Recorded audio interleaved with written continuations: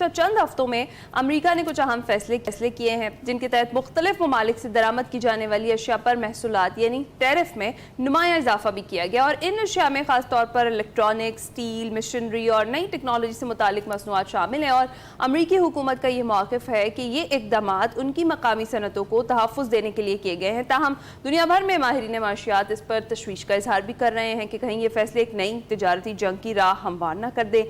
ये इक़दामात न सिर्फ चीन, यूरोप और दीगर बरामद कुनिंदा ममालिक के लिए अहम है, बल्कि पाकिस्तान जैसे तरक्की पजीर ममालिक भी इस आलमी तिजारती दबाव से मुकम्मल तौर पर महफूज नहीं रह सकते। और सबसे अहम सवाल यह है कि इसके असरात आलमी मईशत और हम जैसी तरक्की पजीर ममालिक की मार्केट्स को किस हद तक मुतासिर करेंगे। इन तमाम अहम सवालात के जवाब जानने के लिए आज हमारे साथ मौजूद है माहिर आफ्ताब सिद्दीकी साहब, जो बैनुल अक़वामी माशियात पर गहरी नजर रखते हैं। उन्हीं से बात कर लेते हैं। बिल्कुल आफ्ताब साहब, थैंक यू वेरी मच हमें ज्वाइन करने के लिए। आप कैसे हैं?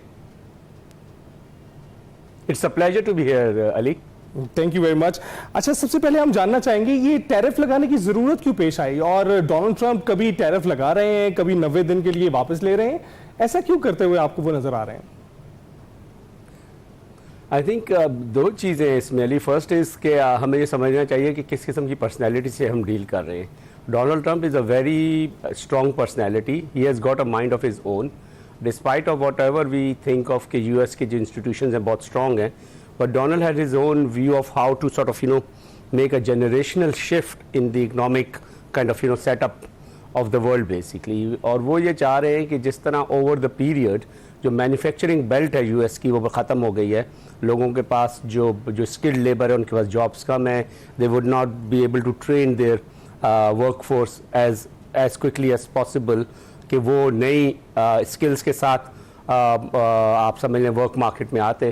तो एक बहुत बड़ी तादाद है जो कि चाह रही है कि मैन्युफैक्चरिंग जो है ना यूएस में वापस आए, और मैन्युफैक्चरिंग भी वो वाली जो कि हाई टेक मैन्युफैक्चरिंग है वो यूके में वापस आए। तो इस वजह से आई थिंक उनका फोकस है कि ज़्यादा से ज़्यादा मेड इन अमेरिका वाला जो एक मॉडल है वो उन्होंने ये कहा नहीं है, लेकिन ये कि मेड इन अमेरिका जो है वो चाह रहे हैं, इसलिए वो टैरिफ्स लगा रहे हैं ताकि लोगों की जो जितनी भी बड़ी बड़ी अमेरिकन कंपनीज हैं, Apple, Microsoft, all of these, they're pushing them to bring their manufacturing back into the US, which is a tough call। लेकिन ये कि जैसे मैंने कहा कि एक generational shift है, इसमें टाइम लगेगा। It's not a 5-year thing, it's a 50-year thing if he wants to ये चीज़ वो कर सके। तो उसमें बहुत बड़ा टर्मोइल मैं और आप देख रहे हो, पाकिस्तान जैसा मुल्क डेफिनेटली उससे इम्पैक्ट होगा। सही है। तो सर, जिस तरह से अभी आपने भी जिक्र किया कि ट्रंप की चाह रहे हैं कि जो पैदावारी सलाहियत है अमेरिका की उसे बढ़ाया जाए, आपको लगता है कि मुमकिन होगा? क्योंकि ऑलरेडी हम देखें तो चाइना इसमें आगे है, और अगर इस तरह की कोई सूरत हाल बनती है तो क्या अमेरिका के लिए फ़ायदेमंद साबित हो सकेगी?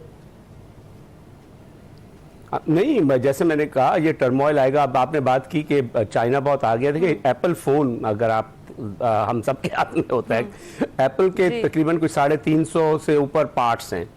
एप्पल का एक एक पार्ट जो है वो दुनिया के किसी और हिस्से में मिलता है, और एप्पल कंपनी का जो पूरा बिजनेस मॉडल है वो यही है कि cheap manufacturing, keeping the quality high, and that's they can only achieve in China, nowhere else. Basically वो हाई टेक जो मैन्युफैक्चरिंग है वो वहीं पाई जाती है, पैदावारी सलाहियत जो आपने कहा। जी बिल्कुल एग्जैक्टली। इंडिया में अभी देखें, इंडिया में अभी उन्होंने 2 प्लांट पहले किए थे तमिलनाडु में, और अब उसके बाद वो कोशिश कर रहे हैं कि 2 और प्लांट शुरू करें। लेकिन वो जो है ना, वो उनका जो आप समझ लें 5% ऑफ जो एप्पल की जो रिक्वायरमेंट है वो भी नहीं वो पूरी कर सकता, मैन्युफैक्चरिंग रिक्वायरमेंट है वो भी नहीं पूरी कर सकता। तो इंडिया में ये बहुत पहले से ये एक तरह की आप समझ लें कि चाइना को सप्लाई चेन से हटाने की कोशिश पहले से चल रही थी, लेकिन ये कि it will take time, because Apple का तो बिजनेस मॉडल ही ये है बेसिकली। एप्पल अगर आज बनना शुरू हो जाए अमेरिका में, which is highly impossible, but still तो आप बात करें कि एक फ़ोन $5000 का हो जाएगा कहीं जाकर। राइट। तो आफ्ताब साहब, आप देख रहे हैं कि लीडिंग जो कंपनीज हैं, अगर दूसरी तरफ आयद किया जाता है, मिसाल के तौर पर चाइना पर 125% उस पर नाफिज कर दिया जाता है, और ज्यादातर मैन्युफैक्चरिंग एप्पल की वहीं पर हो रही है, तो ये चाइना को नुकसान पहुंचाना है, ये एप्पल कंपनी को नुकसान पहुंचाना है? क्योंकि बहुत सारी कंपनी तो इतना मुनाफा भी नहीं कमाती। सबसे ज्यादा लीडिंग मुनाफा मोबाइल की दुनिया में एप्पल के पास ही है। बिल्कुल आपने सही कहा। टेक्नोलॉजी के दुनिया के अंदर जो सबसे बड़ी वैल्यूएबल कंपनी है वो एप्पल है, लेकिन चाइना के अंदर उनका इस वक्त सारा जो फ़ोन है वो बन रहे हैं। वियतनाम में इस वक्त मैकबुक बनता है। मैकबुक जो हम पकड़ते हैं वो जो हमारे हाथों में हो, वो इस वक्त वो वियतनाम से आ रही, तो वियतनाम पे भी टैरिफ्स हैं।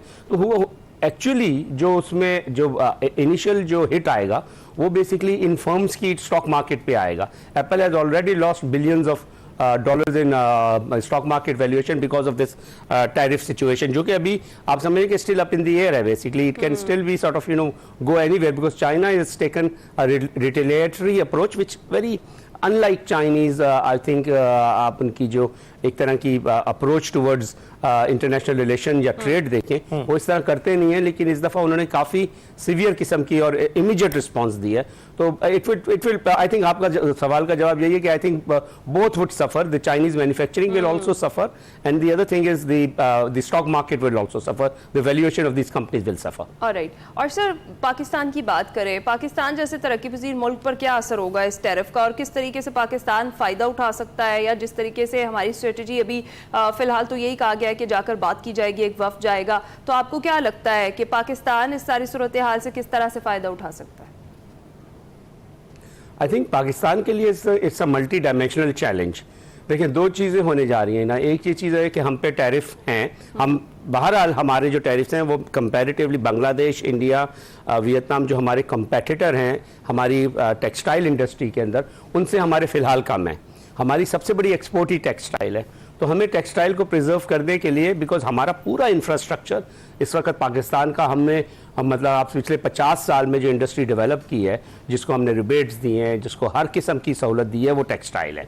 तो उसी पे ये हिट आने वाला है. लेकिन उसमें एक चीज़ है, वो चीज़ ये है कि हमें ये सोचना चाहिए कि टेक्सटाइल के सेक्टर को प्रिजर्व करने के लिए हमें टुवर्ड जाना चाहिए free trade agreement with US. Because आप WTO के जो वर्ल्ड ट्रेड ऑर्गेनाइजेशन है उसके फ्रेमवर्क में रहते हुए किसी तरह भी आप वो जो है ना फैसिलिटी नहीं दे सकते. तो I think to be honest with you, जो ट्रंप की सिचुएशन है and what I have seen, जो इंटरनेशनल मार्केट्स में इस वक्त सिचुएशन हो रही है और जैसे दूसरे ममालिक रिएक्ट कर रहे हैं इन टैरिफ्स को, I think Pakistani government should come forward and say कि यार we are not going to put any taxation in tariffs on US products and we make it open for the US product to come in.